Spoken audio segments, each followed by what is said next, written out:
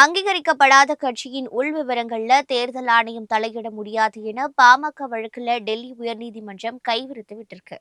பாமகவில் ராமதாசுக்கும் அவரது மகன் அன்புமணிக்கும் இடையே பனிப்போர் இருந்து வரும் நிலையில் கட்சி யாருக்கு என்ற நிலை ஏற்பட்டிருக்கு. இந்த நிலையில அன்புமணிக்கே பாமக சொந்தம் என தேர்தல் ஆணையம் தெரிவித்தது. இதனால் அதிர்ச்சியடைந்த ராமதாஸ் தரப்பு போலி ஆவணங்களை பயன்படுத்தி அன்புமணி கட்சியை அபகரித்துள்ளதாக டெல்லி உயர்நீதிமன்றத்தில் வழக்கு தொடர்ந்தார். இந்த வழக்கு விசாரணைக்கு வந்தபோது அன்புமணி தரப்பு தாக்கல் செய்துள்ள ஆவணங்கள் போலியானவைனோ, தேர்தல் ஆணையம் இந்த விவகாரத்தில் தவறு செய்துள்ளதுனோ ராமதாஸ் தரப்பு குற்றம் சாட்டியிருக்கு.